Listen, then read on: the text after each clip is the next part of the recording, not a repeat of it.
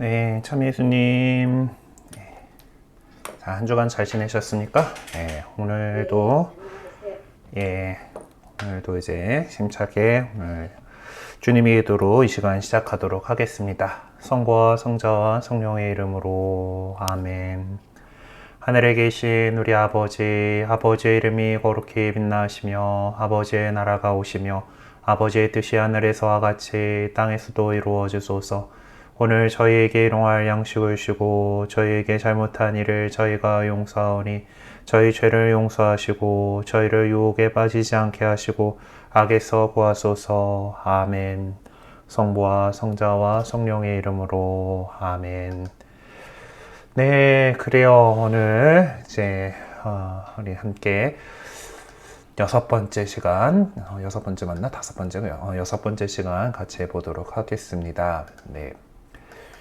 네, 오늘 개괄적 연구 지난번에 하다가 못한 부분들부터 이어서 이제 진행하도록 하겠고요. 그리고 집중력 연구 1까지 진도 나가가는 것을 목표로 보도록 하겠습니다.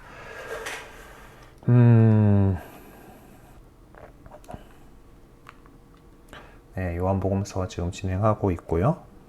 포인트가 네, 그래서 이제 우리가 요한복음서 구조에 관한 여러 가지 견해들에 대해서 이제 나가야 잘 차례인데요. 이제 몇 가지 이제 제안들이 있습니다. 초안들이라고 적어 놓으셨는데, 초안 하여튼 뭐 드래프트인지 뭐 원래 어떤 단어였을지는 정확하게 모르겠는데, 여러 가지 제안들이 이제 복음서의 구조를 이제 파악하는 이제 방법들이 있는 거죠. 네, 거기서 일단 첫 번째로 연대기적이고 지형적인 면에 기초를 둔 초안을 이제 먼저 보도록 합시다. 알로라고 하는 학자의 이제 대표적인데 크게 다섯 부분을 요한복음서 내용을 이렇게 구분을 하고 있습니다. 먼저 그 뭐 서문에 해당하는 로고스 창가는 이제 또 따로 있는 거니까. 그래서 하여튼 유다에서 어떤 준비 기간에 해당하는 1장 19절에서 4장 44절에 이제 그 부분, 네. 그러니까 그때 이제 뭐 예수님께서 예루살렘에도 잠깐 왔다 가시고 뭐 이제 그 여러 가지 이제 준비식 그런 기간들을 갖다가 준비 기간으로 이렇게 본 거고, 그 다음에 두 번째로 장소가 이제 갈릴리아에서의 공생활이 4장 45절에서 7장 9절에, 그러니까 4장의 앞쪽에서 이제 사마리아 여인과의 대화니까 이제 그 예루살렘에 있다가 갈릴리아로 이제 가는 그 기간이고, 가가지고 이제 카나에서 또 일어난 이야기로부터 4장 45절부터 이제 7장 9절의 이야기가 나오고, 다시 이제 예루살렘으로 들어가서 예루살렘에서의 예수님의 장엄한 선포, 그리고 이제 그 최후의 만찬과 뭐 어떤 순환에 해당하는 12절 19절, 그리고 부활의 발현에 해당하는 20에서 21장을 이제 이렇게 제안을 하고 있습니다. 근데 이 도식은 별 무리 없이 받아들일 수 있는 것처럼 보이기는 하지만은 사실은 요한복음서가 중요하게 생각하고 있는 어떤 그리스도론적인 목적을 제대로 반영해 주지는 못하고 있다라고 봅니다. 그래서 예를 들자면 7장 1절에서 9절에 그 예수님의 형제들 이야기가 나오는데 그 예수님 믿지 않았다라는 건데, 이 이야기 부분은 사실 알로가 제안한 도식에서처럼 어떤 갈릴리아에서의 예수님의 공생활이라고 보기보다는 예루살렘에서 있었던 토론 가운데 하나로 이렇게 보는 것이 맞다라고 보이죠. 그래서 그리고 또 12장을 순환 이야기로 이렇게 보게 되는데, 또 13장 1절 이하의 그 내용을 본다라면은 이 12장의 내용은 좀 이 뒤에 그 순환 이야기하고는 좀 구별돼야 되겠다 싶어요. 그래서 지금 이런 방식으로 나누는 거는 좀 문제가 있다라고 지금 얘기를 하고 있는 거고요. 그 다음에는 이제 주제적인 면에 기초를 둔 도안을 이제 또 볼 수가 있겠습니다. 그래서 이제 이 주제에 따라서 이렇게 그 도식을 이렇게 해보자라는 것에서 어떤 이집트로부터 해방 사건을 다시 상기시켜 준다라던가 어떤 생명, 빛 같은 대주제들을 어떤 요한복음서의 도식을 위한 기준으로 삼아보자라는 이론인데, 근데 이것들도 보기에는 이리저리 좀 이제 어떤 도식을 만들기에는 좀 그렇지 않은 이리저리 산재에서 소재 나오 있기 때문에 주제를 통해 가지고 이건 좀 어렵다라고 이렇게 보고 있습니다. 그렇다면 어떤 그 전례적인 관점의 기준을 두어 보자라는데, 어떤 이것은 이제 이 유다인들의 축제, 하느님 그 전례면은 어떤 공동체가 갖고 있는 어떤 이 하느님 경배 행위잖아요. 공적인 경배 행위잖아요. 그래서 그 유다인들의 어떤 절기별에 있는 축제들을 그런 축제 거행을 통해서 하나님께 이제 제사를 드리고 이제 그런 것들이 있어요. 그래서 그 부분들을 가지고서 이 요한복음의 구조를 좀 이렇게 해보자라고 하는 건데, 그래서 이제 이 축제에 대해서 언급이 상당히 많습니다. 파스카 축제에 대해서 3번 언급을 하고 있어요. 2장 23절에도 뭐 이렇게 얘기하고, 또 뭐 파스카 축제가 가까운 때였다, 파스카 축제가 가까워지자라고 하는 이런 말들이 이렇게 나옵니다. 그리고 5장 1절에 보면은 유다인들의 축제 때가 되어라고 하는데, 그게 무슨 축제인지는 정확하게 나오고 있지는 않아요.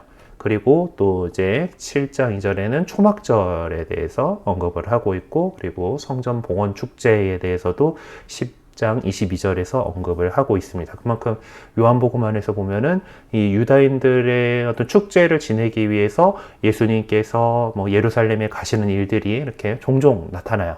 그러니까 공간복음에서는 그 갈릴레아에서 공생활을 하시고 쭉 예루살렘에 올라가가지고 한번 딱 가셔가지고 그곳에서 당신이 이루실 일을 십자가 제사를 거행하시게 되는데, 이 요한복음에 따르면은 예수님께서 제법 많이 갈릴레아와 예루살렘을 왔다 갔다 하십니다.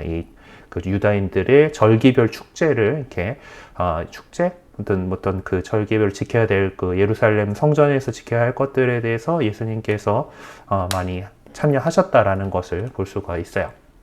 그래서 이것들을 보건대 이런 유다인들의 축제를 기점으로 삼아서 요한복음서의 도식을 이렇게 제안한 학자로서 브라운이나 몰라 등을 들 수 있어요. 그래서 예루살렘 성경, 프랑스에서 이제 번역된 이제 예루살렘, 불어로 먼저 나오고 이제 영어로 되어 있는 예루살렘 성경이라고 하는 성경 번역본이 있는데, 여기에 그 해설이 상당히 이제 잘 되어 있습니다. 그래서 우리 한국어판 그 주석 성경 있잖아요. 성경 좀 열심히 보시려면은 주석 성경이라 그래가지고 성경에 이제 주석이 엄청나게 달려있는 성경이 우리 한국어판에도 있는데, 그 성경에 만들 때 그 예루살렘 바이블의 어떤 그 해석들을 많이 이제 참조를 했다고 그렇게 나와 있습니다. 그래서 그 주석에 이제 많은 부분들이 그건데, 이 예루살렘 성경의 어떤 주석도 이런 그 도식을 따르고 있다라고 이제 하고 있죠. 이 몰라 신부 같은 경우는 요한복음서 안에서 유다인 축제의 중요성에 차지하는 위치란 더항다에 역시 확고한 것이기 때문에 그 축제들 안에서 근본적인 연결점을 찾아내야 한다라고 주장을 하고 있습니다. 그리고 또 부시엘 교수가 잘 지적했듯이 요한복음서 안에 나타나는 이런 그 전례적인 그 축제, 그 절기별 축제들, 전례적인 관점들은 예수님의 인격이 현현될 수 있도록 하기 위함일 뿐이다라는 거죠.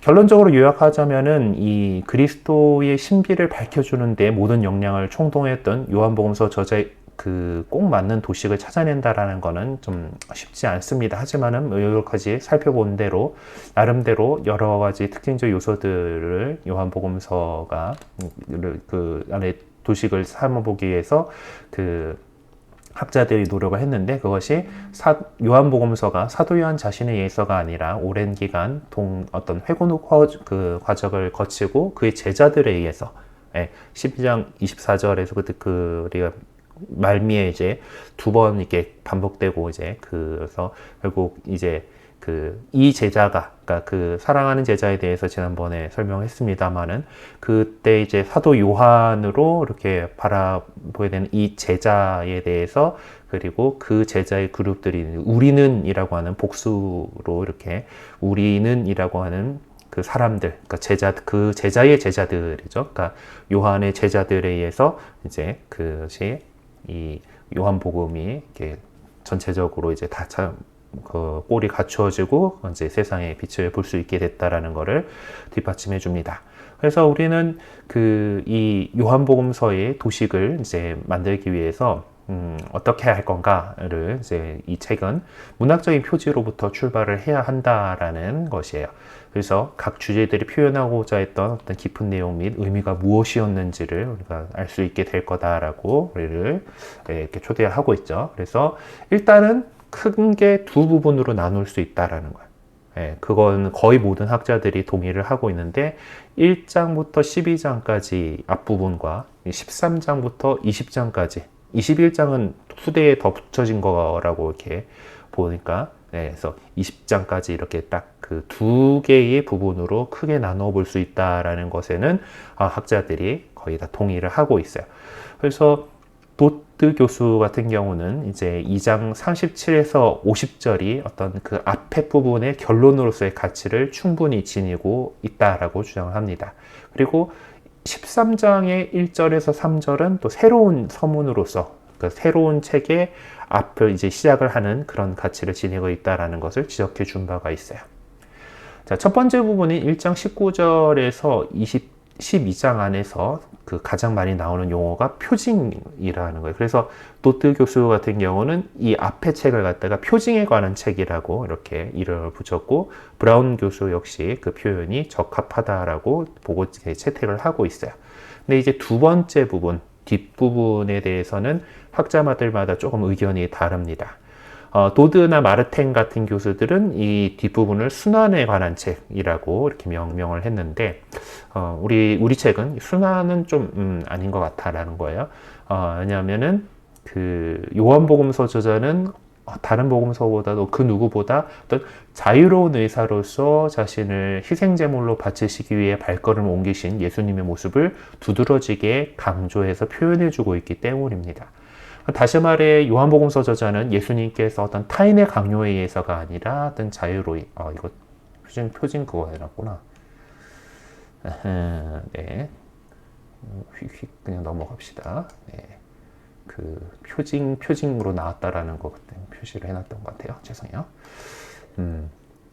PPT 만들 때는 이거 얘기해야지 하고 그냥 넘어갔었네. 어쨌든 순환으로 다시 돌아가서 어쨌든 이 자유로운 당신 의사 결정에 따라서 희생제물이 되기 때문에 이 순환이라는 왠지 뭔가 순환은 받는 거, 그러니까 그 순환을 당하다 보통 이제 그러니까 내가 뭐 이제 그것을 자발적으로 이렇게 하는 것보다 뭔가 당하는 느낌이잖아요. 네, 그래서 그 어떤 요한복음서의 요한복음서 저자의 의도를 좀 왜곡시킬 가능성이 있다고 이렇게 봅니다. 도드와 달리 브라운 교수는 이 부분을 가해서 영광에 관한 책이라고 이름을 붙였어요. 예, 이제 이 영광이라고 하는 단어가 이제 어떤 사제적인 기도라고 불리는 17장, 요한복음 17장을 이제 사제적인 기도라고 많이들 얘기를 하는데 그곳에서 특별한 양식으로 부각되어서 나타나고 있기 때문에 두 번째 부분 다를 갖다가 영광의 책이다라고 다 얘기를 하기에는 조금 한계가 있어 보입니다. 그래서 코트네 교수가 제안한 때에 관한 책이라고 그것에 대해서 우리 책은 이제 이 용어가 적합한 것 같다. 왜냐하면 때라고 하는 용어가 예수님의 순환 사건과 부활 사건 전체를 다 이렇게 총괄해 줄 수 있는 용어이기 때문이에요. 그래서 특별히 두 번째 부분인 13장에서 20장의 경우에는 아가페라고 하는 그 표징 안에서 그 요한복음 안에서 이 단어가 40번 사용되는데 32번이 이 둘째 부분에 나타나고 있습니다. 그래서 어떤 이 부분에서 그리스도와 세상이 격렬하게 투쟁하는 모습을 역력히 보여주고 있어요. 그러니까 때가 되었을 때 그것으로 이야기를 맞는 게 좋겠습니다.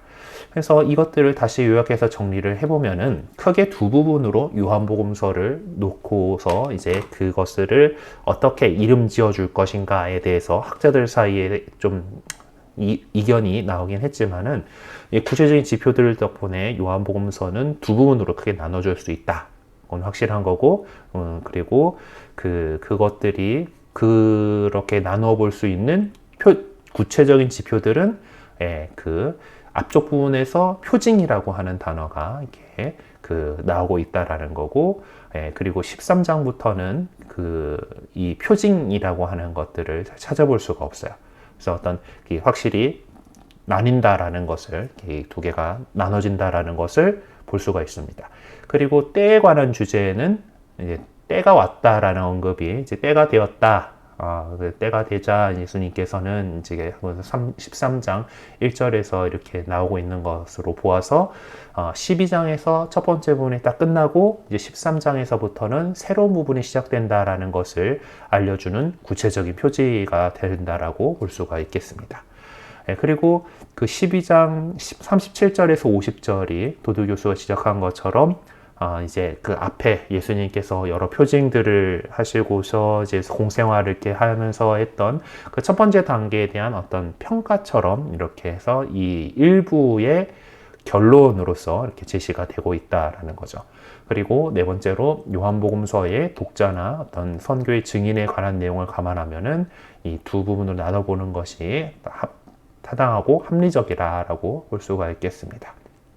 그러니까 그 1장에서 12장까지는 예수님의 공적인 활동에 관한 내용들을 기술해주고 있으니까 그 여러 다른 사람들이 같이 등장을 하는데 13장부터는 특히 그 최후의 만찬에서 하신 담화잖아요. 발 씻겨주시고 난 다음에 뭐 이런 이게 그러니까 그 예수님하고 딱 거기에 참가하고 있는 제자들하고의 모습들만 거의 나타나고 순환 과정에서 이제 좀 다른 사람들이 이렇게 나오긴 하는데 어떤 적대자로서의 그들만 나오고, 그리고 그 부활하신 다음에도 결국 제자들에게 나타나신 거고 그들과의 함께 있는 모습들이 이제 나오기 때문에 이게 어떤 나눠 볼 수 있는 것이죠. 그래서 우리 교재는 이제 코트네 교수의 제안에 따라서 이제 이렇게 나눠 보려고 이렇게 합니다. 그래서 요한복음서 저자의 의도를 충분히 살릴 수 있다라고 이제 안덕철 시부님이 이렇게 판단을 하셨고, 코트네 교수의 제안을 이제 한번 좀 자세하게 살펴보고서 그것들을 그 내용을 좀 보도록 하죠. 제일 먼저 서문 나옵니다. 로고스 창가는 이제 서문의 전반적인 특징은 어떤 비유적인 형태에서 서술되고 있다라는 것이죠. 그래서 자세히 살펴보면은 1절과 18절이 의미상 통하고 있고, 또 중간에 좀 세례자 요한에 관계된 부분은 뭔가 좀 나중에 끼어 들어가 있는 부분 같아 보이는, 좀 약간 맥락에서 좀 빠지긴 하지만은 어쨌든 그렇게 들어가 있고, 이 서문 내용 중에서 핵심은 12절에서 13절 바로 강세하신 말씀을 통해서 우리가 하나님의 자녀들이 되었다라는 그 내용이죠.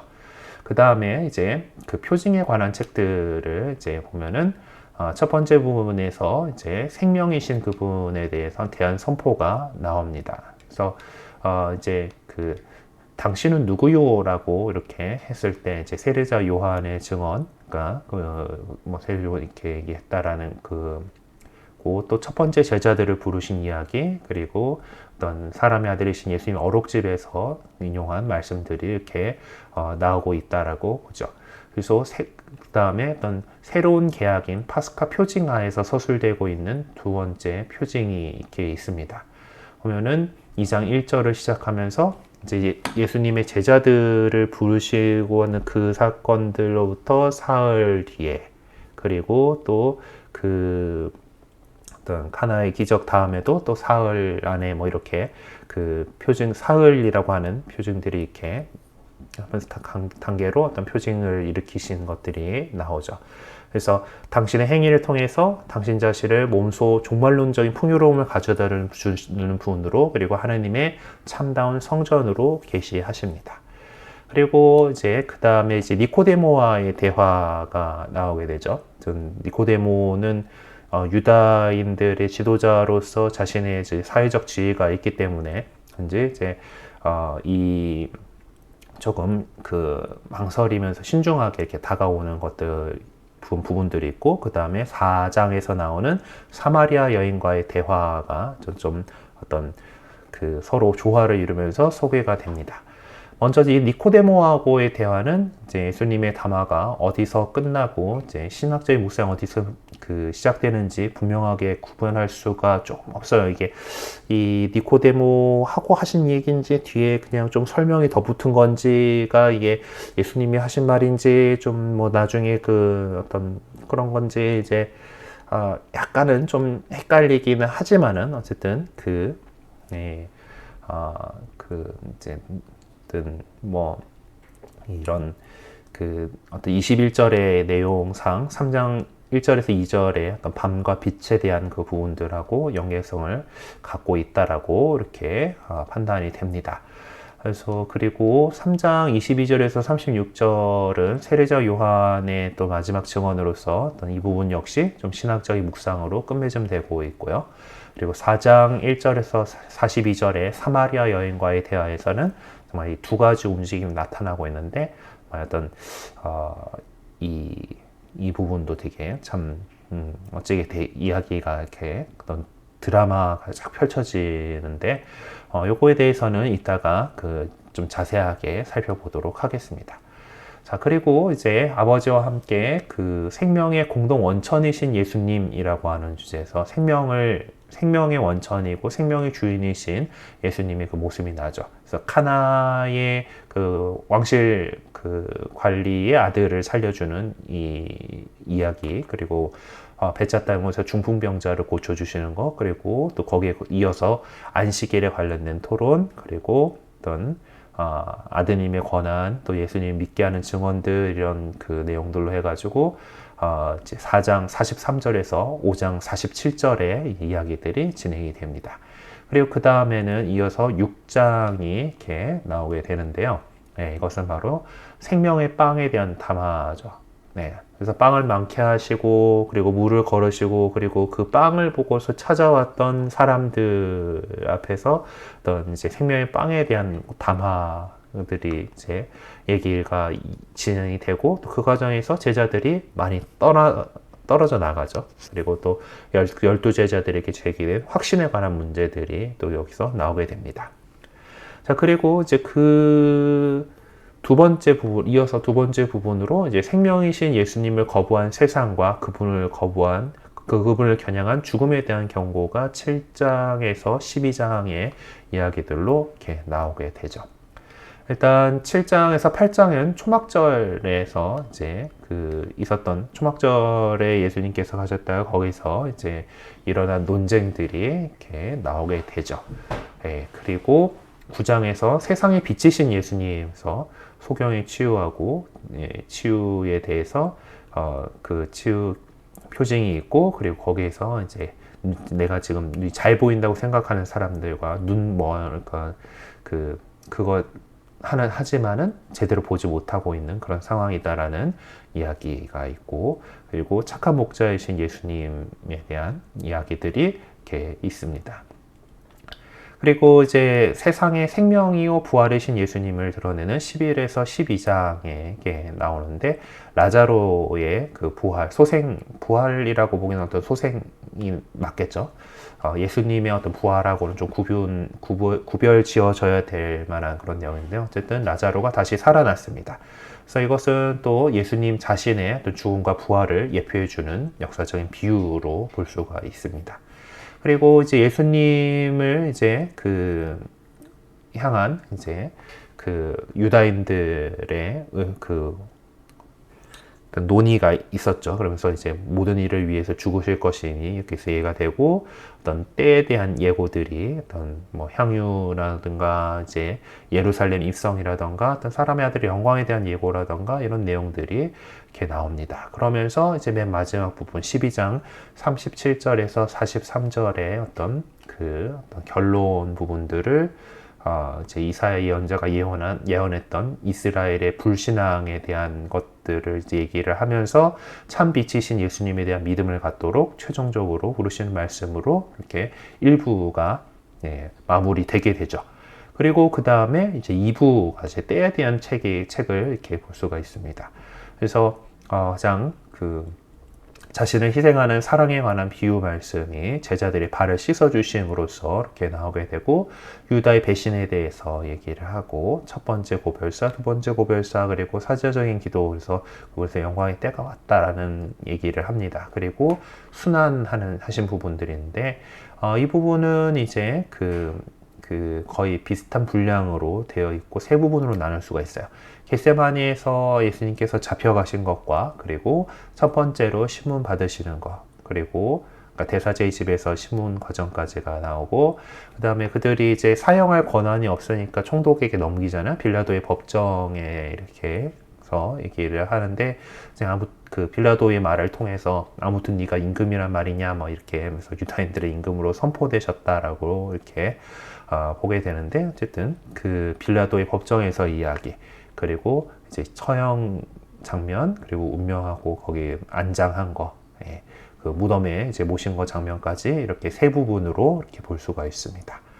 그리고 이제 부활하신 주님께서 발현하신 것이죠. 무덤에서 이제 마리아 막달레나를 갔다 와가지고 이제 그 제자들에게 와서 베드로하고 예수님께서 사랑하신 제자 요한이 열심히 달려가서 무덤이 비어 있는 것을 발견한 거가 있고, 그리고 뒤이어서 마리아 막달레나에게 예수님께서 나타나신 것, 그리고 11제자에게 나타나셔서 그들을 파견할 것임을 밝힌 하고, 그리고 이 20장까지가 일단 처음 적힌 부분이다라고 보니까 그 어떤 전체 책의 목적을 20장 30절에서 31절이 결론으로서 이렇게 제기가 되고, 그 다음에 좀 더 이어진 종결문으로서 21장의 앞부분에 그 고기잡이의 기적 이야기하고, 베드로와 어떤 다른 제자에 대해서 베드로에게 수익권이 맡겨지는 것들, 또 그리고 사랑하신 제자에 대한 이야기들이 이렇게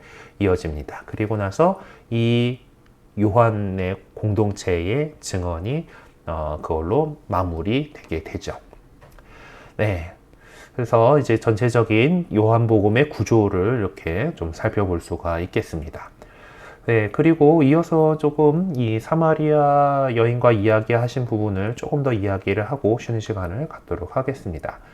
본문이 이렇게 제시가 되어 있어요. 네, 이거는 우리가 다 잘 알고 있는 그런 본문일 테니까 요거를 뭐 다 읽고 넘어가는 거는 굳이 읽어드리진 않아도 될 것 같고, 잘 알고 있는 이야기일 겁니다. 그래도 한 번쯤 쭉 읽어 보시면서 보시기를 좀 되게 그냥 피상적으로 알고 있는 경우들도 있으니까 꼼꼼히 한번 이제 살펴보면서 보게 되겠죠.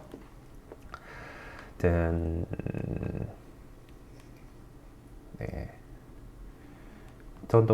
그 사마리아 여인과의 대화 속에서 이렇게 뭔가 발전되어 나가는 그런 모습들을 우리가 볼 수 있을 겁니다. 자, 일단은 본문의 구조를 살펴봅시다. 그래서 이 본문은 두 장면으로 나눌 수가 있어요.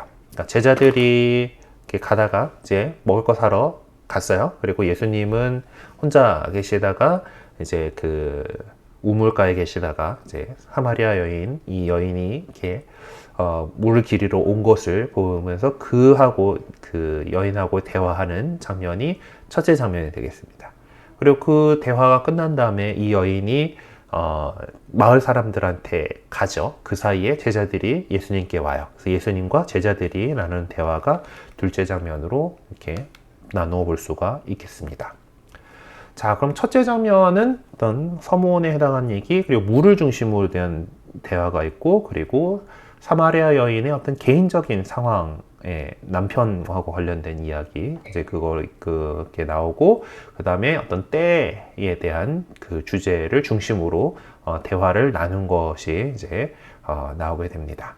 그리고 둘째 장면인 이제 그 제자들하고 이야기에서는 어떤 약간 좀 이 넘어가는 부분에 해당하는 내용이 나오고, 그리고 양식, 먹을 건가, 양식이라는 주제를 중심으로 대화가 이루어지고, 그리고 수학이라는 주제를 중심으로 또 이야기가 전개가 됩니다. 그리고 나서 사마리아 그 마을 사람들하고의 이야기로 어떤 결론이 이렇게 나게 되죠. 자, 그러면은 내용을 좀 더 자세히 한번 보도록 합시다. 이 대화의 내용을 좀 자세히 분석해 보면은 말씀하신 예수님과 그분의 말씀을 듣는 사마리아 여인이나 제자들 사이에 뭐 계속 그 진정한 통교가 이루어지지 못하는 사실을 볼 수가 있습니다. 예, 정확하게 못 알아들어요. 예. 하지만 이런 모습이 예언복음서의 특징적으로 나타나는 오해 내지는 곡해의 전형적인 예라고 할 수가 있겠습니다.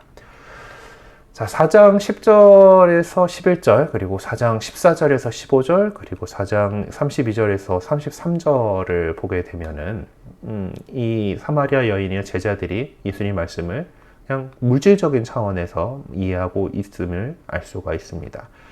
여기서 보시면은, 이제 생수를 주겠다라고, 네가 그 앞에 있는 사람이 누구인지 알았더라면은 너 오히려 생수를 청할 것이다라고 이렇게 하니까 이 우물이 깊잖아요. 그래서 선생님 두레박도 가지고 가고 우물도 깊은데 어디에서 그 생수를 마련하시렵니까?라고 이제 이렇게 그 생수를 그걸 갖다가 단순히 그냥 단순히 넌 정말 그 물이라고만 생각을 하고 있는 것을 볼 수가 있죠. 그리고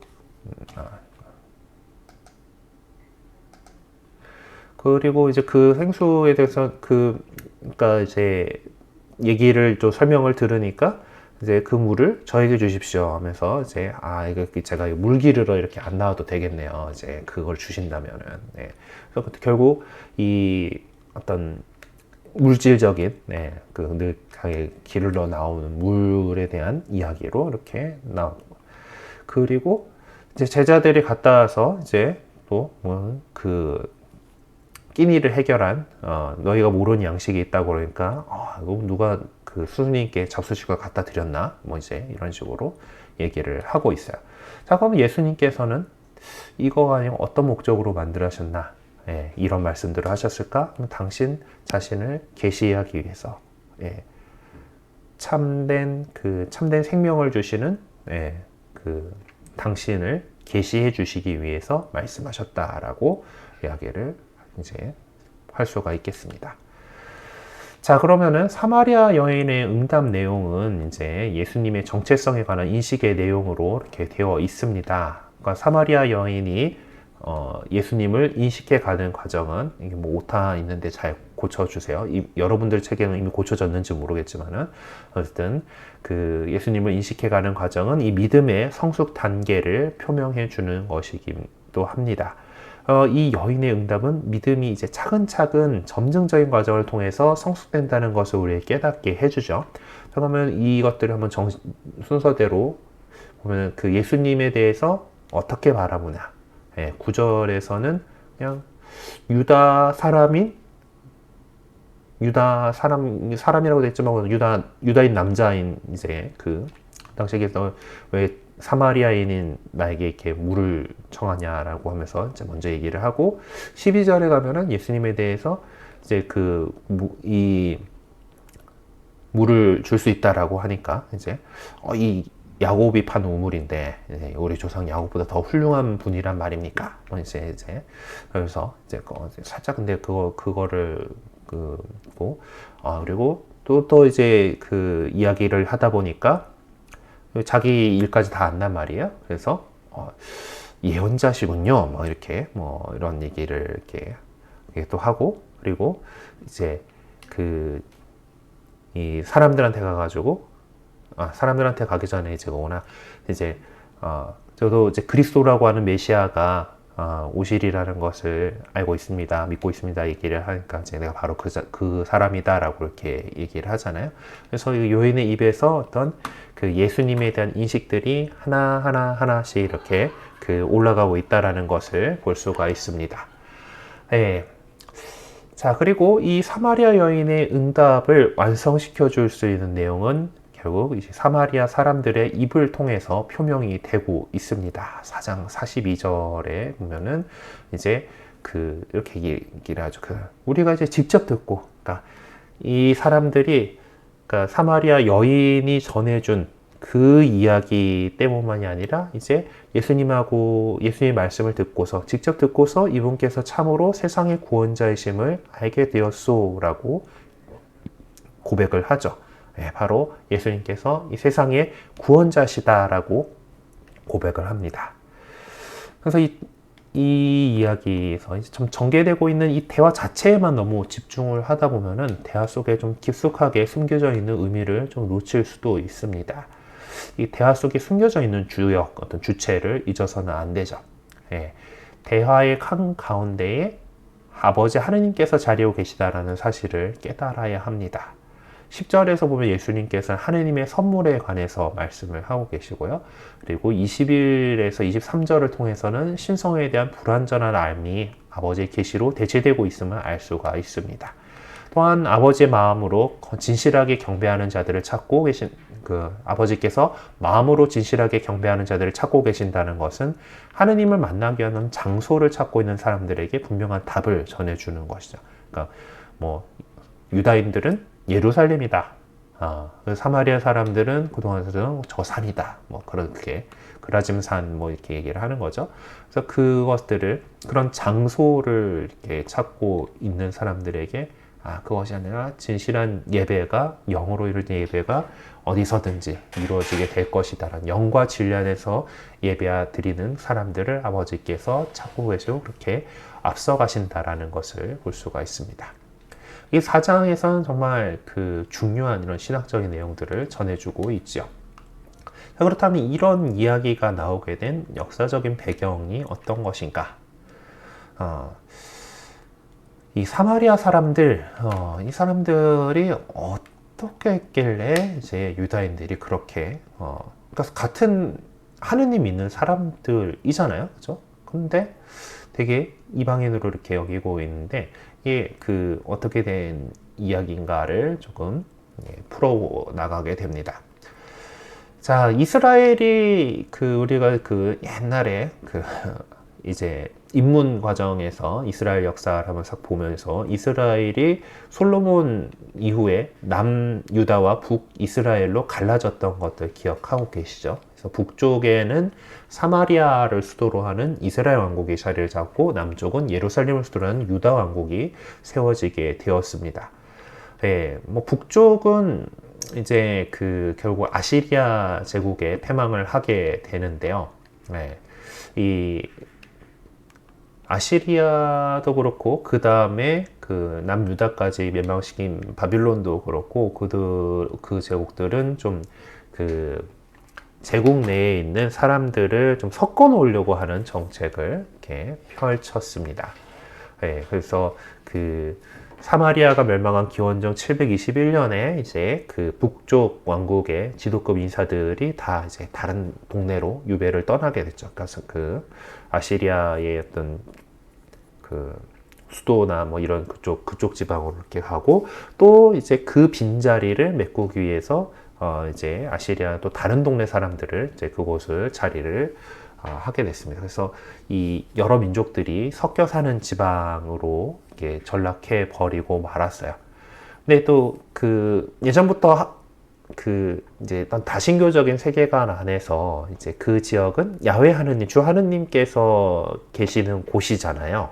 그리고 하느님께서도 보면은 그 사람들이 와가지고 이제 그냥 살고 있으니까 어디더라? 열왕기였나? 하여튼 역대기였나? 제가 정확하게 기억이 안 나는데 이 사람들이 오니까 사자를 막 보내가지고 막 잡아먹고 막 이렇게 시켜요, 하느님께서. 그래갖고 이게 딱 보니까 이곳 지방신인 거지. 그러니까 아시리아 입장에서는 이곳 지방신에 대해서 제대로 이제 안 하고 있기 때문에 화가 나가지고 이제 이렇게 됐으니까 이제 이 상황들을 피해가 좀 심각했던 거죠. 그래서 아시리아 임금에게 건의를 해가지고 이 야훼 신앙을 이제 이 사람들한테도 이렇게 줘야 되니까 이제 유배 갔던 사제들 가운데 한 명을 이제 파견 받아가지고 그 사람이 이제 이제 하느님의 어떻게 경배해야 되는지를 이렇게 잘 가르칩니다. 가르친다고 가르쳤는데 문제는 이 이 그 사마리아에 살게 된 사람들이 그 야훼 하나님을 어떤 우리 야훼 하나님은 나 말고 딴 데 보면 안 돼. 이제 질투하시는 하나님이다. 막 이렇게 표현하시잖아요. 그런 것처럼 이제 그분만을 다른 신을 이렇게 내버리고 그분만을 믿어야 되는데 그게 아닌 거예요. 이 사람들은 그냥 이 동네 신이니까 이제 좀 해하고 믿고 자신들이 원래 믿어오고 있던 그런 신들도 다 하는 거예요. 그래서 너무 짬뽕이 돼버린 겁니다. 그래서 어떤 유일한 신이 될 수가 없게 된 상황이죠. 그리고 남쪽 왕국이 아시리아가 쳐들어왔을 때는 그래도 어느 정도 이제 뭐 했는데 또 그 이후에 어떤 사람들이 결국 또 하느님에 충실하지 못하고 그래서 결국 587년에 바빌론에 의해서 멸망을 하게 됩니다. 그렇게 또 유배가고 죽임을 당하기도 했고 그리고 이제 그 시간이 또 지나서 바빌론을 페르시아가 이제 점령을 하죠. 이제 페르시아의 임금 키루스의 칙령에 의해서 이제 이렇게 섞어놨던 사람들 자기 고향으로 돌아갈 수 있게끔 이렇게 됐습니다. 그래서 거의 이제 구약 성경에서는 이 키루스가 거의 메시아로 이렇게 보이는 것이 있다라고 우리 입문 시간에 얘기해 드렸던 것이 아마 기억나실 것 같아요. 어쨌든 이렇게 유배에서 돌아온 사람들이 예루살렘 성전을 이제 재건하고 예루살렘을 다시 재건하고 이렇게 하게 되는데 그때 이미 이제 사마리아의 사람들이 그래도 우리도 모시고 있는 하느님의 성전을 다시 짓는 건데 우리도 돕겠다라고 이렇게 나왔는데 거절을 했어요. 니네 변질됐잖아. 아니야 하고 이제 거절을 해가지고 점점 또 이제 그런 충돌들이 있었고요. 그래서 사마리아 사람들은 이제 또 해오던 대로 그리짐산에 또 자신들의 성전을 증축을 했던 겁니다. 그래서 이제 그래서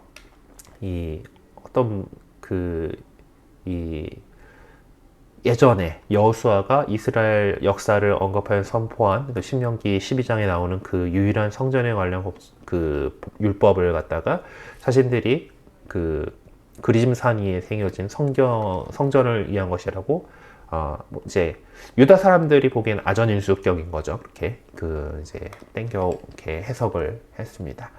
그래서 유다인들은 사마리아 사람들의 그러한 모습을 보고서 이제 이 요새의 율법을 공개적으로 모독하는 것이라고 비판을 하고, 그래서 이제 이 악화일로를 걷게 된 거죠. 그리고 사마리아 사람들은 구약 성경의 모세 오경만을 정경으로 인정을 했습니다. 그래서 이 오경을 갖다 선조들이 물려준 합법적인 유산으로 간주를 했고 또 그래서 모세와 비슷한 예언자를 기다리고 있었던 거예요. 기다림이 있었고 그리고 이 기원전 128년에 사마리아 사람들이 세운 성전이 파괴된 이후에도 그리짐산이 여전히 사마리아 사람들의 종교의식의 중심지로 남아 있었습니다.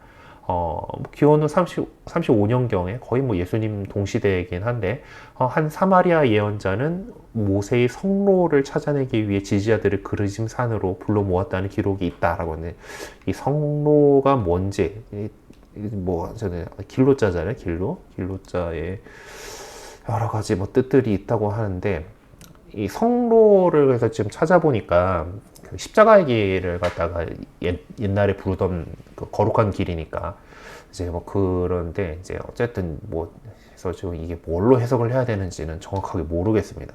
모세의 거룩한 길인지 그러니까 모세가 이제 모세는 그림산이 아니라 어디야 건너가기 전에 거기에서 이제 네. 어쨌든 그런 모세와 관련된 뭔가를 찾아내기 위해서 지지자들을 그림산을 불러 모았다라는 그런 기록이 있을 정도라고 합니다. 그래서 유다인들은 이 사마리아인들을 갖다가 스켐에 머물고 있는 어리석은 백성이라고 무시했고 에돔 사람들이나 필리스틴들보다 더 비열한 백성이라고 경멸을 했어요. 지표서의 표현에 따르면 이래요.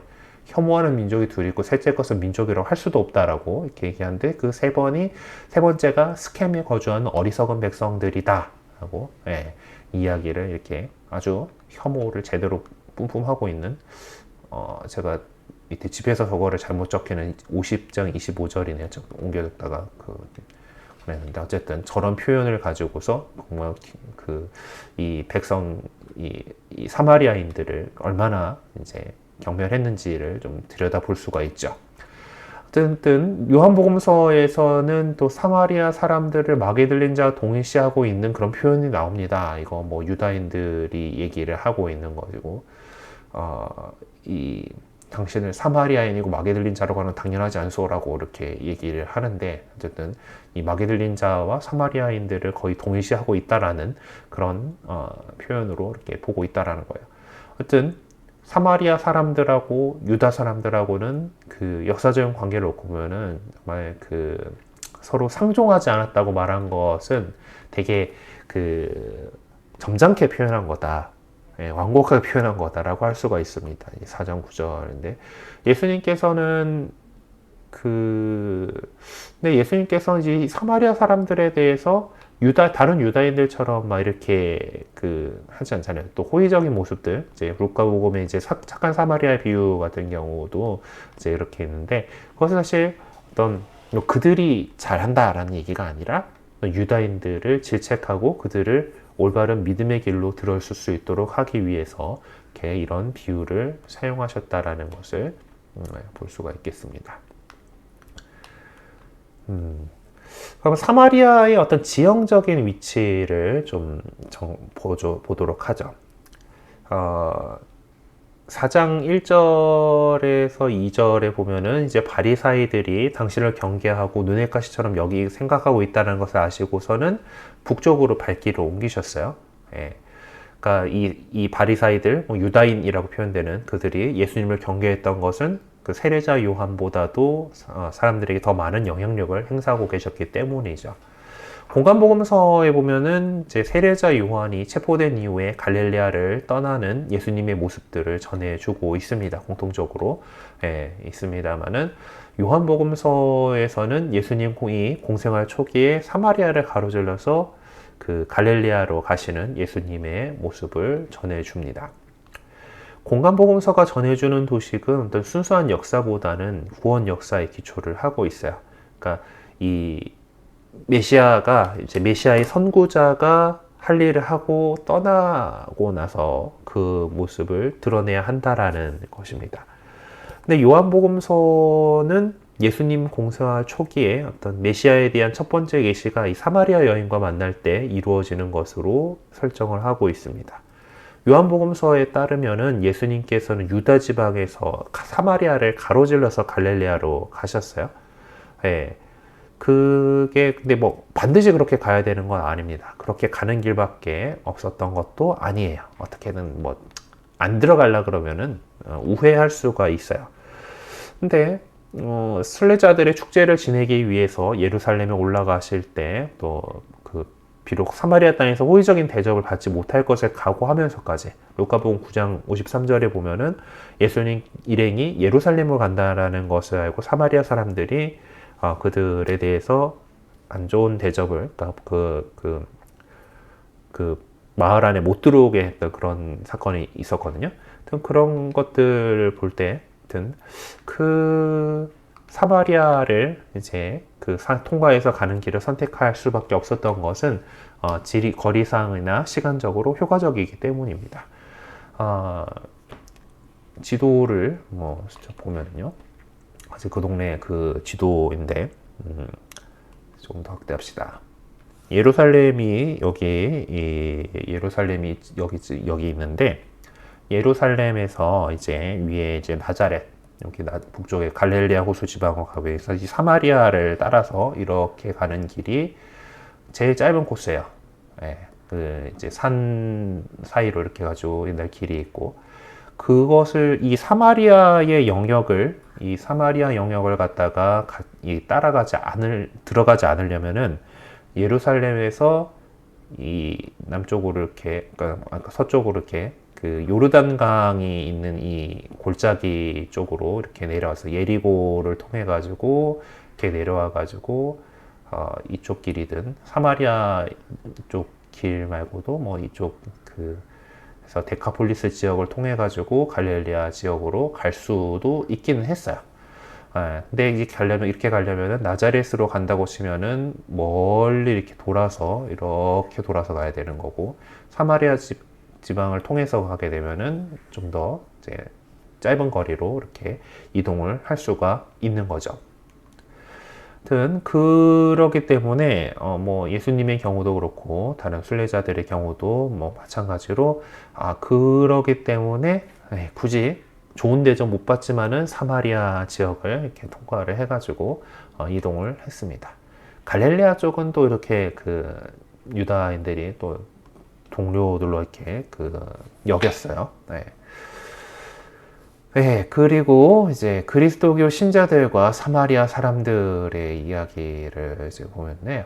공간복음서 가운데에서는 루카복음서만 사마리아 사람들에 관한 관심을 좀 보여주고 있습니다. 이런 관심은 특별히 예루살렘을 향하는 여행을 그 여행 안에서 이렇게 나타나게 되는데요. 뭐 내용들을 지금 살펴보기에는 좀 시간이 없을 것 같고,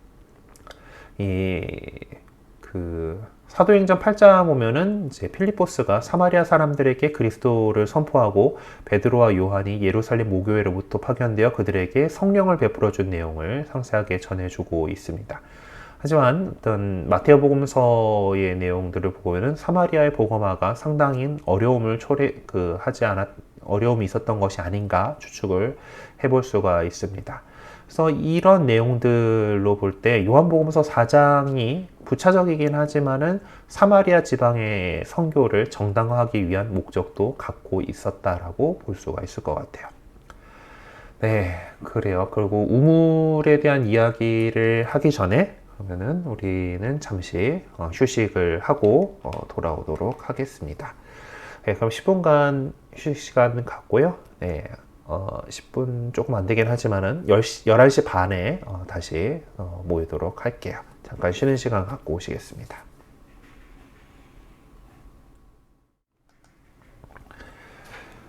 네, 그러면은 또 이어서 나가보도록 합시다. 자, 그럼 이어서 나가보도록 합시다. 네. 자, 그럼 세 번째 파트, 이제 우물의 상징적인 의미에 대해서 좀 살펴보죠. 네. 어떤 요 부분은 안니 조베르 교수의 어떤 이론에서 이렇게 갖고 온 것 같습니다.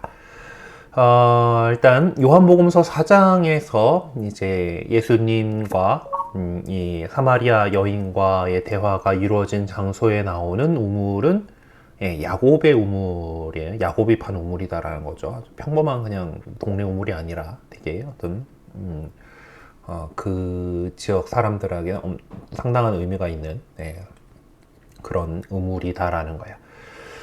이제 여행을 하느라 이제 피로하신 예수님께서는 이 우물가에 앉아서 잠시 쉬고 계셨습니다.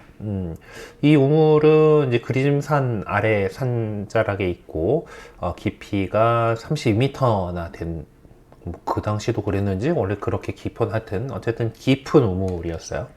그래서 이제 두레박도 없이 어떻게 이렇게 물을 이제 할 수 있냐, 뭐 이제 이런 얘기가 나오는 거고요. 상당히 깊은 우물이기 때문에 아무리 더운 날이다 하더라도 그 지역 날씨가 이제 만만치 않잖아요. 그렇다 하더라도 이 우물에서 퍼올린 물은 항상 시원한 수 있었다고 합니다. 하여튼 이 첫 번째로 볼 것은 수켐 지방에서 이 성조 야곱에 대한 그런 기억은 대단한 것으로 간직하게 하고 있습니다. 그 지방에서 가장 유명한 우물에 이제 그 야곱의 우물이다라고 성조의 이름을 붙인 것은 당연한 거죠. 11절에서 두레박도 가지고 계셨고 우물도 깊은데 라고 한 사마리아 여인의 말은 이 우물에 대한 전설을 암시해 준 것이라고 합니다. 이 전설에 의하면은 이 우물물이 야곱이 그 앞에 당도했을 때 막 흘러 넘쳤다라고 해요. 근데 그 깊은 곳에 있는 물이 성조도 아닌 한 외국인 앞에서, 그 사람들 앞에서, 그 사마리아 사람들한테는 이제 예수님은 외국 이방인이죠. 한 외국 이방인 앞에서 흘러 넘칠 거라는 것을 기대할 수조차 없는 것입니다. 그러니까 사마리아 여인이 한 얘기는 예수님이 자신한테 물을 줄 수 없을 것이다 라는 것을 단정하고 있는 것이죠. 두 번째로 볼 것은 민수기 21장 18절에 대한 타르굼에서는 이 우물이 백성에게 베푸시는 하느님의 선물이라고 해설을 하고 있습니다. 그래서 그 우물의 또 다른 이름은 선물인 거고, 같은 사실은 주다라는 동사를 사용하고 있는 7절, 10절, 12절, 14절을 통해서 이렇게 확인할 수가 있습니다. 주는 것은 선물하는 거죠. 그러니까 마신 물을 좀 달라고 청함으로써 시작된 예수님과 사마리아 여인에 대하는 이 선물이라는 대로 그 방향을 바꿔버린 겁니다. 처음에는 예수님께서 물을 좀 다오라고 청하시는 분으로서 자리에 계셨는데, 거꾸로 이제 사마리아 여인이 생수를 청하는, 그 물을 저에게 주십시오라고 청하는 자리에 있는 것이죠. 여인은 다시 물을 길어오지 않아 될 수 있도록 그 물을 달라고 청했죠. 하지만 사마리아 여인의 그 모습을 보면 어떤 물질적인 차원을 벗어나지 못하고는 있지만은 예수님께 그것을 달라고 청한 것으로 이렇게 좀 어렴풋하긴 하지만 그분의 신비를 이해하고 있다라고 볼 수 있을 것 같습니다. 그리고 유다이즘에서는 전통적으로 우물이 율법을 상징하는 것으로 이해해 왔습니다. 그래서 흘러넘치는 물은 마음을 밝혀주고 참다운 삶을 갖게 해주는 하느님의 지혜가 이렇게 뿜뿜 솟아오르는 것으로 이렇게 여겼던 거죠. 사실 율법이라고 하는 것은 살기 위해서, 그러니까 생명을 얻기 위해서 주어진 것이고, 믿는 사람들을 기쁨에 차게 만든 것이었습니다. 하느님 백성으로서 잘 살도록 주어진 거죠. 그러니까 단지하고 하지마 이거가 아니라. 그래서 그 율법을, 가장 큰 율법의 그 스승은 모세였습니다. 후기 유다인 문헌들은 이스라엘 후손들이 전해받은 율법을 지켜야 하는 이유는 성조들이 그것을 전해주었기 때문이다라고 설명을 했어요.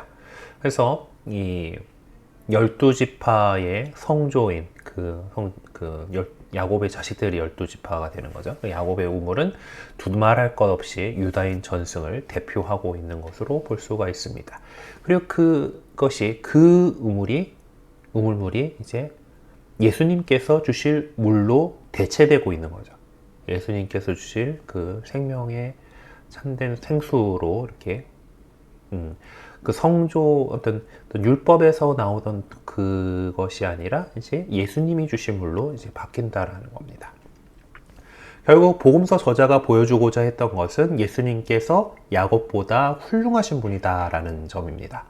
예수님께서 성조들의 유산을 성취하고 계시다라는 거죠. 그분만이 영원한 생명에서 흘러나오는 물을 주실 수가 있어요.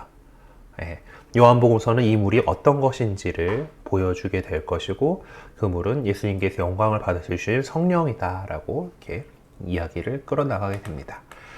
한마디로 요약하자면은 유다이즘에서 우물은 율법을 상징하는 것으로, 또 흘러 넘치는 물은 하느님의 참된 계명에 대한 계시를 상징하는 것으로 인식하고 있었습니다. 자, 그러면 어떤 신학적인 의미들을 이렇게 놓고 좀 주석을 해보죠. 생수에 대한, 물에 대한 거죠. 예수님의 가르침을 이제 보면은 이제 그 잠언에서 물은 어떤 지혜의 상징으로, 어떤 이사야서 같은 경우는 하느님 말씀의 상징으로, 집회서 같은 경우는 율법에 동일화된 하느님의 지혜와 상징으로 소개되고 있습니다.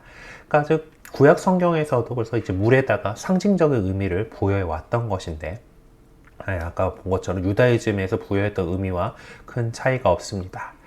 그래서 내가 주는 물을 마시는 이는 영원히 목마르지 않을 것이다 라고 하신 예수님의 이 생수에 대한 약속은 하늘에서 내려온 빵에 대한 약속과도 비교해 볼 수 있을 것입니다.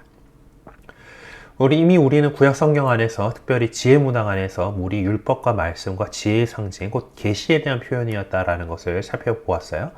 이렇게 볼 때 4장 10절이 의도하는 바는 무엇보다도 먼저 예수님께서 사람들에게 생명의 말씀을 깨닫게 해주는 분이시며 하느님께서 하늘에서 내려오신 계시자 곧 인간들과 함께 참된 계약을 맺으시기 위해 인간들을 찾고 계시고 아버지의 사랑을 깨닫게 해주시기 위해서 하늘에 내려오신 계시다라는 점을 밝혀주려는 것입니다.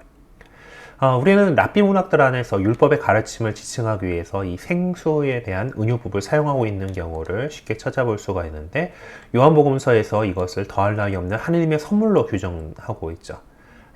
4장 10절에서 내가 알았더라면 이라는 표현은 보호로서 하느님의 선물과 너에게 말하니가 누구인지 하는 내용을 수식하고 있는데 이것들이 서로 보완적인 역할을 하고 있습니다.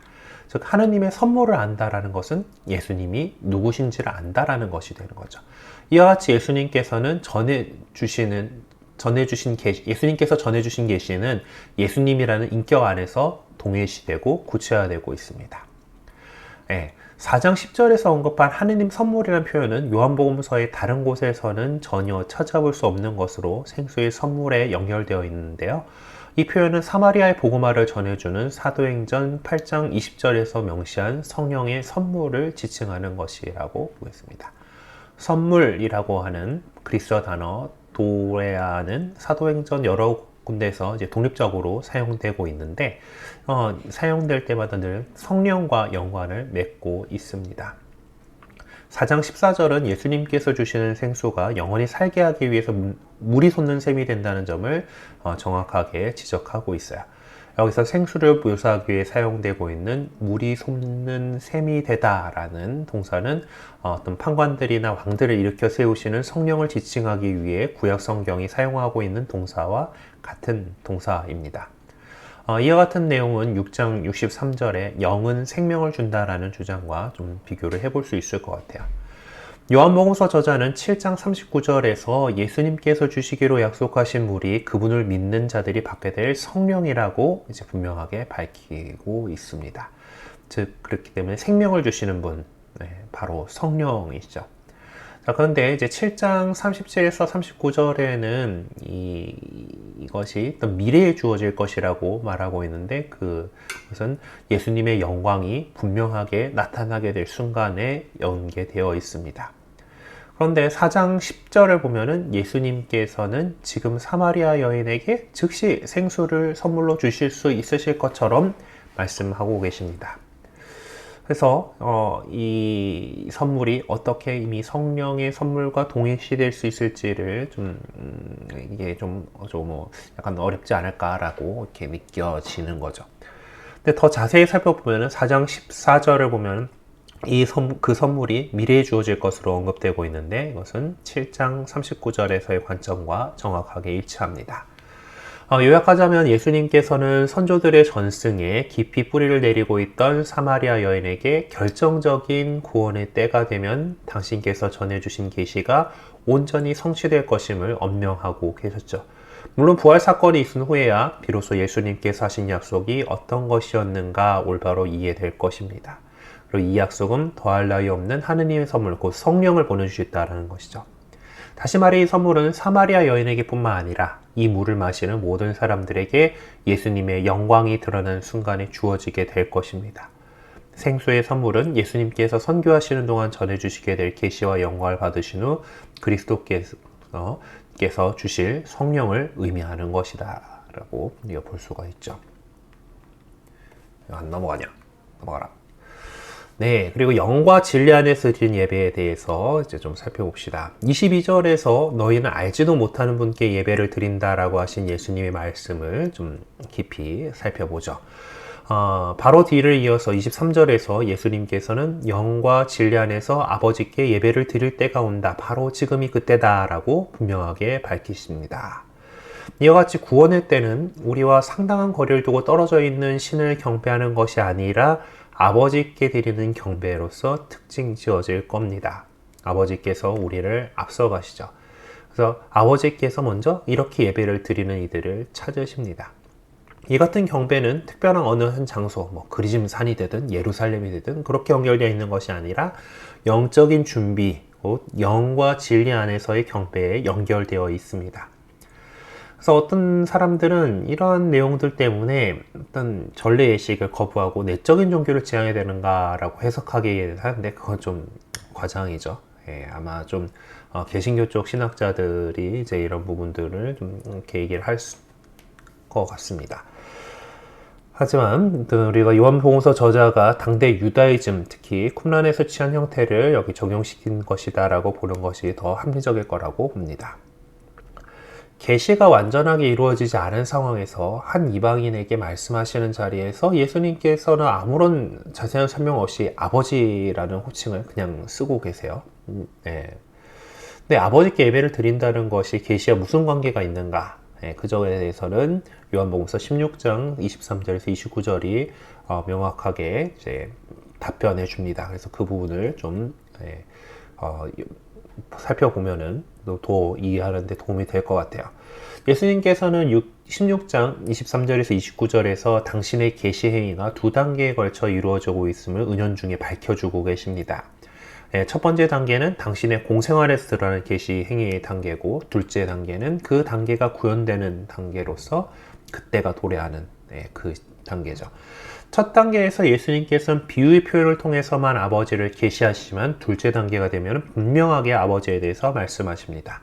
예수님께서는 또 제자들에게 아버지를 계시하지 않으신다라면은, 그러니까 예수님께서 제자들에게 아버지를 계시하지 않으신다면 그들은 참된 그리스도교 신자로서 예수님의 이름으로 기도할 수가 없습니다. 예수님의 이름으로 기도한다는 것은 그분으로 하여금 우리를 위해서 기도하게 하는 것이 아니죠. 그리스도교 신자들이 바치는 기도란 그들이 예수님의 중재를 통해서 아버지께 간접적으로만 기도할 것처럼 이렇게 우회해서 바치는 기도가 결코 아닙니다. 그냥 중재자에 불과하신 분이 아니기 때문이죠. 그리스도교 신자들은 예수님 안에서 아버지이신 하느님께 직접 나아가는 것입니다. 예수님만이 우리에게 완전하고도 결정적인 방식으로 아버지로서의 하느님을 계시하실 수 있으시기 때문에 그분은 아버지께 다가갈 수 있는 유일한 길이죠. 나는 길이요 진리요 생명이다 하신 그 길입니다. 이와 같이 예수님께서는 인간과 하느님의 만남을 이룰 수 있게 하는 만남의 장소가 되시는 분이시고, 그분은 하느님의 로고스로서, 말씀으로서 그리스도교 신자들이 주님을 만날 수 있는 성전이시며 영원히 현존하시는 분입니다. 자, 그리고 때가 왔다라는 거예요. 4장 23절에선 진실한 예배자들이 아버지께 예배를 드릴 때가 온다라고, 지금이 바로 그때다라고 말하고 있습니다. 여기서 언급된 때란 정확하게 말하자면 결정적인 때를 지칭하는 것은 아닐 겁니다. 그 마지막, 그 최후의 종말, 어떤 종말론적인 상황이 그거를 바로 얘기하는 건 아니지만은 그것을 염두에 두게 해줍니다. 이 결정적인 때는 아버지이신 하느님이 온전히 계시되고 그 계시된 응답으로 진실한 예배자들이 참된 예배를 드리는 모습으로 특징 지어질 겁니다. 아버지이신 하느님은 예수님의 아버지이실 뿐만 아니라 예수님을 믿는 모든 이의 아버지이시죠. 예수님의 공생활은 표징들이나 비유 말씀을 통해서 하느님을 계시해 주시는 것이지만은 그때는 그 아버지를 직접 본다던가 이런 거는 없었죠. 아버지를 뵙는 것은 오직 예수님의 부활이 있는 후에나 가능한 일이라고 봅니다. 진리 안에서 드리는 예배에서 진리 안에서라는 표현은 그 표현이 사용되는 맥락 안에서 정확하게 다루어져야만 의미를 파악할 수가 있습니다. 그래서 이 요한복음서 4장 안에서 이제 진리 안에서 드린 예배라는 것은 계시의 진리를 전제하고 있습니다. 계시가 온전하게 드러나서 성취되기 위해서는 예수님의 그 결정적인 때를 기다려야 할 수밖에 없습니다. 그리고 영 안에서 드리는 예배. 성령의 빛을 받지 못한 사람은 어느 누구도 영광을 받으신 예수님 안에서 진리나 하느님의 충만한 계시를 발견할 수가 없습니다. 인간은 육에 불과한 존재이기 때문에 자기 스스로는 자기의 충분한 실제 안에서 하느님 아버지께 도달할 수가 없기 때문입니다. 하느님께서 우리에게 드러내 보여주셔야 되는 계시라고 하는 거가 바로 그거죠. 우리 인간의 어떤 능력만으로 안 되는 것을 하느님께서 보여주셨기 때문에, 그 길을 열어주셨기 때문에 가는 겁니다. 그래서 그 인간은 자기 자신의 인간적인 한계를 뛰어넘기 위해서 하느님의 차원을까지 들어 올려지기 위해서는 성령의 중재를 기다려야 합니다. 그리고 하느님은 영이시고 영으로 기도한다는 것은 하느님의 성령께서 이끄시는 대로 기도한다는 것을 말합니다. 그리고 이 성령은 주님이신 예수님께서 영광을 받으실 때 비로소 우리에게 주어지게 되죠. 네, 결정적인 때인 아버지께서 계시되고 성령이 주어질 때만 이 참된 예배가 가능하다라는 겁니다. 근데 예수님께서는 그때가 바로 지금이다라고 5장? 갑자기 5장이 나오지? 찾아보질 않았네, 뭔가. 어쨌든, 네. 그때가 바로 지금 4장인 것 같아요. 그렇죠? 그때가 바로 지금이고, 다시 말해서 그때가 이미 와 있다라고 말씀하십니다. 그래서, 찾아봐야 되나? 잠깐만.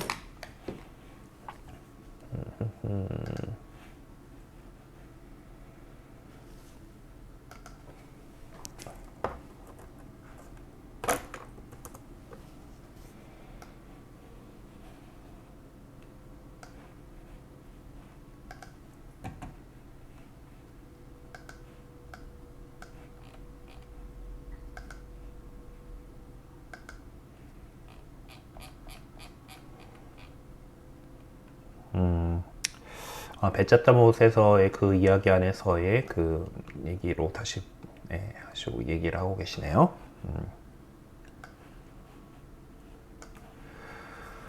하여튼 그때가 이제 이미 와 있다라고 그거를 표현을 하셨는데 이제 유다인들의 어떤 마지막 심판을 선포하신 것 같은 목소리를 예수님의 입을 통해서 이렇게 듣고 있습니다. 그 유다인들이 지금 이 순간 마지막 날에 그들이 심판관이 되실 그분 앞에 서 있는 그런 것처럼 사마리아 여인 역시 같은 상황 속에서 자리하고 있는 겁니다. 사마리아 여인이 기다려왔던 메시아가 지금 바로 그녀 앞에 현존하고 계시는데 더 망설여야 될 이유가 없겠죠. 결단을 촉구하시는 겁니다. 본문에서 보면은 사마리아 여인은 오셔야 할 메시아에 대해서 말하고 있어요. 그 그리스도라고 하는 메시아가 오실 것을 알고 있습니다 라고 얘기를 하는데 예수님께서 그가 바로 당신임을 계시하고 계십니다. 그래서 이 대화의 목적은 달성되고 있습니다. 예수님께서 유일한 계시자이시죠. 요한복음서 저자가 전해주고자 했던 것이 바로 그것입니다. 그래서 이렇게 지금까지 살펴본 거에 대해서 요약을 해보면요. 영과 진리 안에서 예배를 드린다라는 것은 믿는 사람이 마음 준비가 되어 있느냐 없느냐라는 것을 말하려고 하는 것이 아니라 오히려 아버지께 예배를 드릴 수 있게 해주는 원천, 곧 진리의 성령을 가리키기 위한 표현이라고 할 수가 있겠습니다. 그리고 이제 히라버에서 예배를 드리다라는 동사의 보호로 사용되고 있는 전치사는 도구적인 가치를 지니고 있다라는 것을 좀 생각을 해본다라면은 위에서 언급한 내용이 확실해진다라고 적고 있는데 저나 여러분이나 이것들까지 이 원어의 어떤 그런 것은 어떤 그까지는 모르겠어요. 어쨌든 그리스도의 신자들은 진리의 성령으로 이끄심 안에서 자신의 전 존재를 산 제물로 바친다는 의미로 예배를 드림으로써 자신들의 삶이 아버지 하느님을 향할 수 있게 해야 하는 겁니다. 사마리아 여인과의 대화의 첫째 부분인 4장 7절에서 15절에서 우리는 예수님께서 성령과 계시라고 하는 두 가지 선물에 대해서 말씀하셨다는 것을 살펴보았습니다. 근데 계시는 요한 1서 4장 6절에서와 같이 다른 여러 군데에서 진리로 이제 지칭이 되고 있습니다. 그래서 이 메시아 시대의 새로운 예배란 예수님께 주신 진리와 계시의 기초 위에서 진리고 진리 그 자체고 계시가 그 진리라는 거죠. 그 진리의 그 기초 위에서 성령의 역사하심 아래서 성취된 것이다라는 것을 알 수 있게 되었습니다. 그런데 이 성령은 예수님께서 영광을 받으시고 아버지 곁으로 가신 후에 오실 분으로 예수님께서 전해주신 진리를 이해하게 하고 꿰뚫어 보게 할 진리의 성령이십니다. 그래서 메시아 시대의 예배란 진리의 성령의 역사하심 안에서 그리스도의 계시에 의해 영광을 받고 그리스도의 계시로 양육될 것이다. 이렇게 볼 수가 있죠. 그래서 요한복음서 안에는 이 성령과 진리라고 하는 이 두 실제가 아주 긴밀하게 연결되어 있는데 성령은 믿는 사람들에게 진리를 꿰뚫어 보게 하고 받아들이게 해줍니다. 성령의 도우심을 받아야지 우리가 그 참된 진리를 알 수가 있는 거죠. 그래서 예수님께서 말씀하신 영과 진리 안에서 드리는 예배는 그런 성령과의 관련, 그 관점에서 이해해야 하겠습니다. 자, 또 이것의 어떤 선교적인 관점을 보게 되면은 이 사마리아 여인하고 이야기 대화 안에서 보면은 예수님하고도 그 사마리아 여인이 마을 사람들한테 간 다음에 제자들하고 나온 대화가 있는데 이게 왜 굳이 들어갔지 하지만은 사실 그 안에서 참 중요한 역할을 하고 있습니다. 예수님께서는 사마리아 여인과 대화를 나누고 계시지만 그 가운데에 아버지의 뜻을 완성하시며 당신 제자들에게 선교 사명을 맡기고 계십니다. 문학적인 차원에서 본다면 요한복음서 저자가 10절에서 물과 물? 헷갈리지? 그 10절에서의 어떤 그 물에 대해서 얘기를 하고 있죠. 사마리아 여인하고 이제 생수와 생각했던 그 관계, 그리고 32절에서 34절에 제자들하고 했던 그 양식에 대한 거, 그리고 35절에서 이제 수학에 대한 이 동일한 용어를 사용을 하고 있는데 어떤 의미가 다릅니다. 정말 아무튼 이런 되게 감탄을 하고 있는데 하여튼 이런 것들은 또 성령께서 감도하심으로 다 이렇게 만들어진 거죠. 그래서 우리가 관심을 갖고자 하는 것은 35절의 수학에 대한 내용입니다. 예수님께서는 아직도 넉 달이 지나야 수학 때가 온다라고 말하지 않느냐라고 속담의 표현을 인용을 하셨다라고 하는데, 어쨌든 그 때가 대충 수학하기 그냥 넉 달 정도가 남아 있는 그런 상황일 거예요. 그 계절 자체가 이제. 그런데 또 다른 수학은 이미 준비가 되어 있죠. 자, 곡식 때가 다 익어 수학 때가 되었다라고 이렇게 얘기를 합니다. 이 이야기 맥락에서 볼 때 수학할 준비가 되어 있는 자들은 예수님께 다가가기로 이미 길을 나선, 또 나아가 예수님께 대한 믿음을 고백할 사마리아 사람들을 지칭하는 것으로 보입니다. 문제는 이 36절에서 38절을 어떻게 주석하는가라는 건데요. 쉽지 않지만 해봅시다. 수학하는데 적용된 중요한 기능들은 씨 뿌리는 이와 수학하는 이가, 그러니까 씨를 뿌려야지 거기서 수학을 할 수가 있겠죠. 그것을 속담이라는 말을 갖다 뭘로 정확한 속담이라고 이렇게 해야 될까? 어쨌든 격언 이런 식으로 그런 형태로 좀 멋있는 말이죠. 씨 뿌리는 이 다르고 수학하는 이가 다르다라는 이런 말 같은 경우는 이게 넉 달이 지나 수학할 때가 온다. 속담이라는 표현을 쓰니까 되게 이상한데 뭐가 좋을까? 어쨌든 어떤 문구 이런 걸로 봅시다. 하여튼 넉 달이 지나야 수학 때가 온다라고 하는 상황, 지금 아직 수학할 그런 계절은 아닌 가을이 안 된 거예요. 근데 바로 이어서 수학할 때가 되었다라고 이렇게, 그러니까 뭔가 좀 안 맞는 그런 느낌이 듭니다. 그러니까 이것들만 놓고 보면은 사실 이제 23절에 아버지께서는 이렇게 예배드리는 일을 찾으신다라고 있어요. 그래서 이제 찾으신다라고 해서 하느님 아버지의 보편적인 뜻을 계시를 하시긴 하는데 어떤 아직은 씨 뿌리는 그런 상황이다라고 이렇게 볼 수밖에 없죠. 아직 예수님에서 뭔가 다 이루어진 건 아니지만, 그렇지만은 또 수학을 해야 된다라는 거예요. 그래서 이것들을 갖다 일단 도표로 도식을 해보면은 어떤 활동이 추수하고 어떤 추수에 대한 기쁨, 수학을 위해 수고들을 갖다가 이제 A, B 이런 식으로 이렇게 구분을 해볼 수 있다라고 이렇게 제시를 하고 있는데요. 이 35절에서 38절에 이제 분석을 해보면서 복음서 저자가 어떤 의미를 전해주고자 했는지를 한번 좀 봅시다. 36절에서 이미 수학하고 있는 이라고 언급한 사람은 누구를 지칭하는가? 36절을 좀 자세히 살펴보면은 수확하는 이가 삭슬 받고 영원한 생명에 들어가 알곡을 거두어 들이고 있다. 그리고 씨 뿌린 이도 수확하는 이와 함께 기뻐하게 되었다 하는데, 이 수확하는 이, 이 거두어주는 열매를 따먹는 사람은 누구냐라고 한다라면은 바로 예수님 자신을 얘기하는 것으로 볼 수가 있습니다.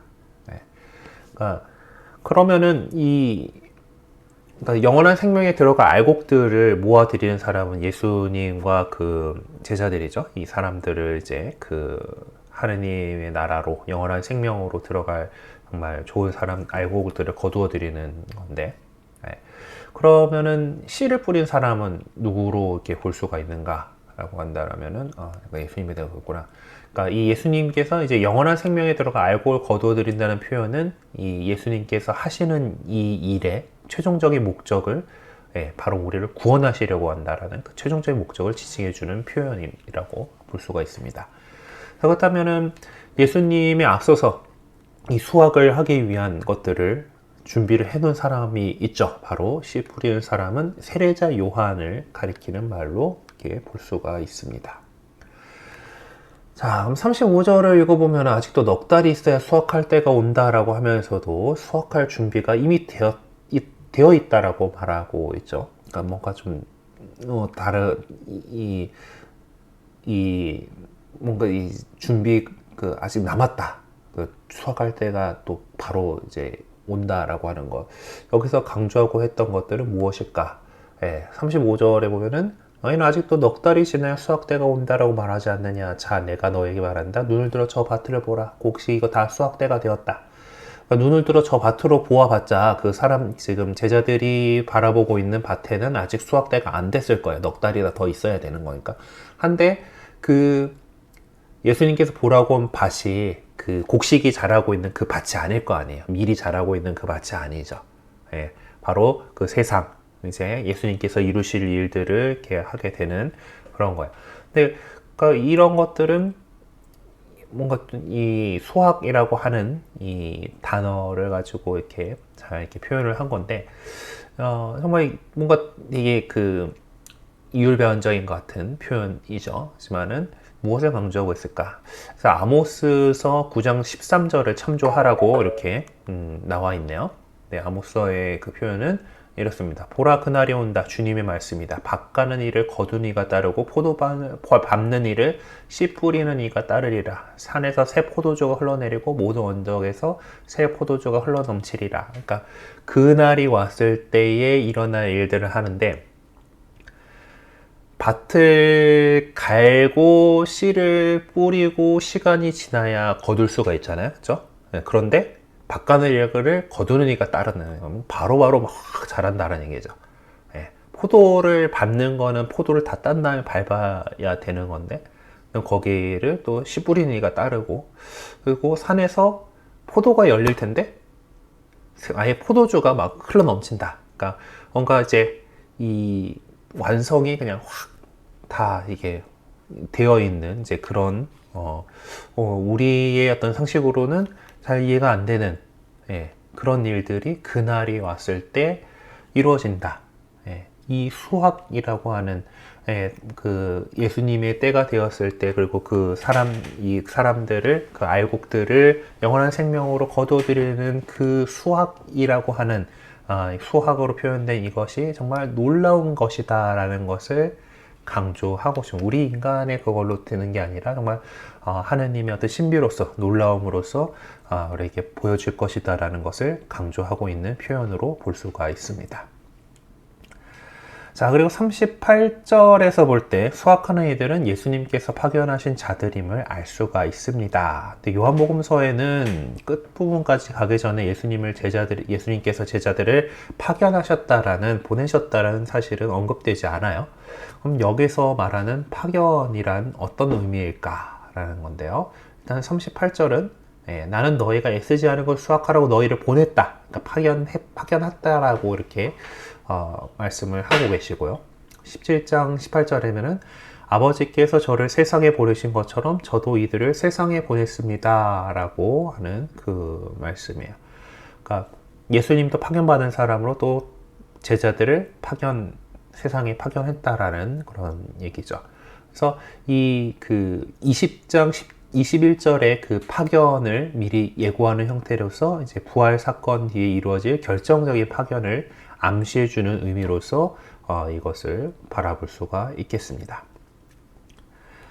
자, 그리고 38절에서 수고한 이들, 사실 수고는 다른 이들이 하였는데 너희가 그 수고의 열매를 거두는 것이다 라고 얘기를 하고 있는데, 그러면은 그 수고한 사람들은 누구일까? 씨 뿌리는 사람으로 아까 누구 얘기했어요? 세례자 요한을 얘기했고, 거두어드리는 사람, 거두어드릴 그것은 예수님, 그 어떤 씨가 이제 자라나고 이렇게 하는 것 하나님께서 하시니까 예수님께서 하신 거죠. 그래서 사실 세례자 요한과 예수님을 얘기할 수가 있겠습니다. 수고한 이들에 대해서 언급하는 것은 사실 의도적이라고 하지 않을 수가 없을 겁니다. 그리고 그들에 관해서 언급함으로써 요한복음서 저자는 그리스도교 선교의 진행 과정과 또 사마리아 지방에서 복음화의 조건을 설명해 주고자 했던 것이죠. 결론적으로 요한복음서 4장의 선교적인 관점은 4장 39절에서 42절을 통해서 더욱 극명하게 표현이 되고 있습니다. 39절에서부터 제자들은 더 이상 모습을 드러내지 않습니다. 제자들이 나오질 않아요. 다만 단지 이제 사마리아 여인의 증언과 뒤이어서 예수님께로 발걸음을 옮긴 사마리아 사람들만이 자리를 하고 있을 뿐입니다. 이렇게 해서 사마리아 사람들은 믿는 이들의 모델로 삼고자 했는 이 저자는 이제 사마리아 사람들, 이 마을의 사마리아 사람들을 믿는 이들의 모델로 삼고자 하는 저자의 의도가 실현되었다고 할 수가 있는데요. 그들은